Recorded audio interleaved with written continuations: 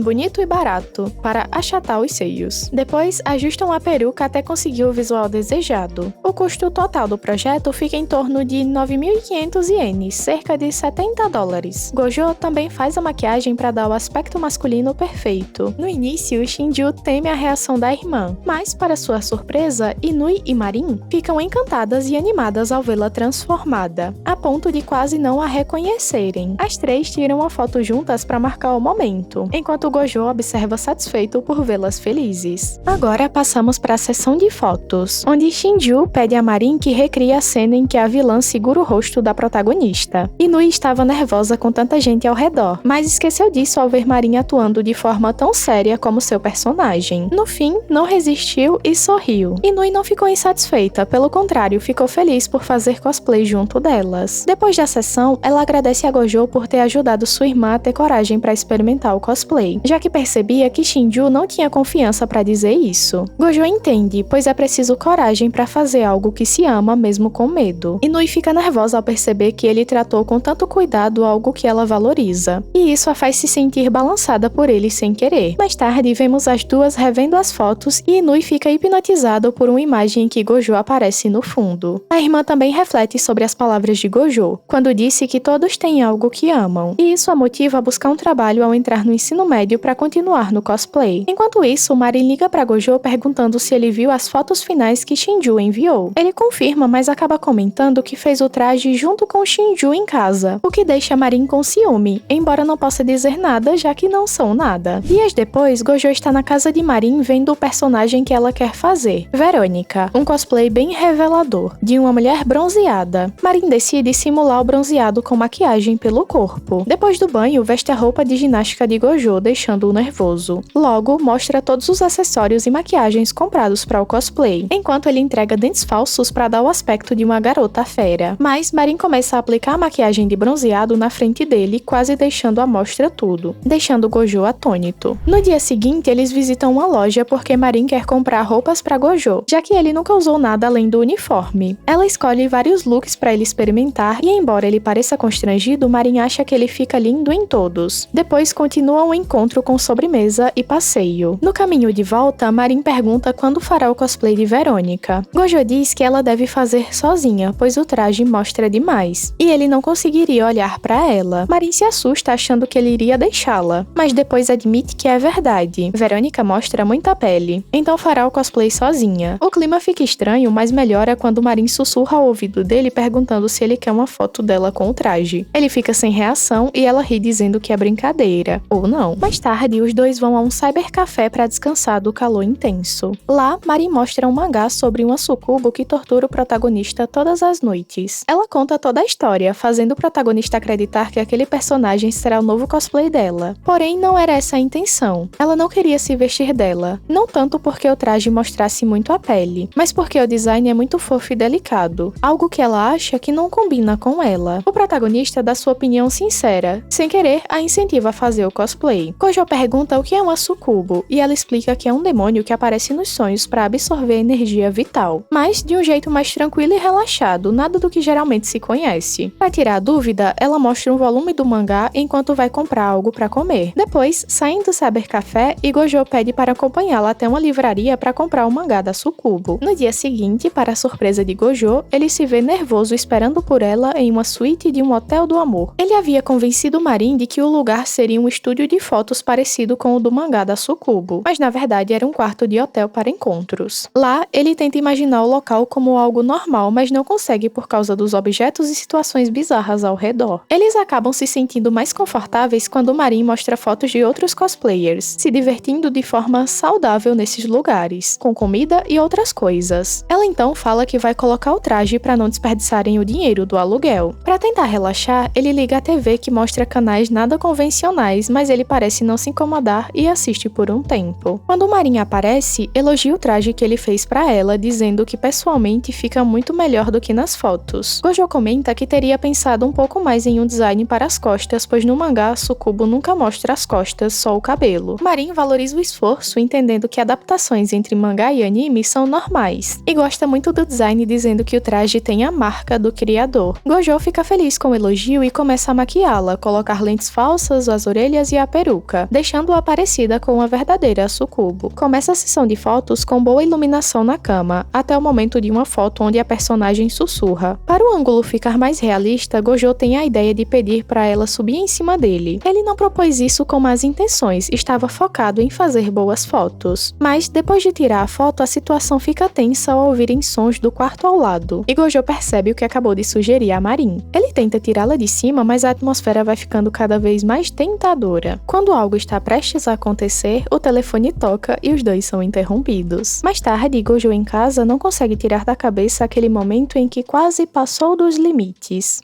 Os dias passam e tudo está tranquilo. O protagonista está fazendo suas bonecas Hina sem ser incomodado. De repente, recebe uma mensagem de Marin pedindo ajuda, mas essa ajuda era para a tarefa da escola, pois ela planejava ir ao festival com o pai, mas ele disse que se ela não terminasse a tarefa, não iria a lugar nenhum. A garota explica que não conseguiu fazer a tarefa porque estava com preguiça e também tinha muito trabalho. O protagonista pergunta sobre o trabalho dela e ela mostra uma revista onde aparece como modelo. Só que para Gojo, ela parece bem diferente. Depois, Marin decide tirar um breve descanso assistindo um filme de terror. O detalhe é que ela era a única com medo, já que o protagonista estava tranquilo e até gostou do filme. Após algum tempo, Marin finalmente termina as tarefas, mas percebe que havia tarefa de matemática e esqueceu o livro na escola. Então, os dois vão buscá-lo. No caminho, passam pela piscina da escola que estava bem convidativa pelo calor, mas Marin acaba caindo dentro d'água completamente sem saber nadar. O protagonista tem que entrar para salvá-la. Ele pergunta como ela pode gostar de praia já que não sabe nadar. Ela responde que gosta de estar na areia, ouvir o som das ondas e ver a luz refletir na água. Gojo começa a rir pensando que eles são parecidos. Ele não sabe desenhar as bonecas, mas ainda assim adora fazê-las. Mais tarde, Gojo recebe uma mensagem de Marin dizendo que finalmente terminou a tarefa, o que significa que podem ir ao festival se divertir. Quando a vê vestida de yukata, não consegue evitar ficar encantado. No começo, Marin brinca com ele perguntando se ele estaria apaixonado.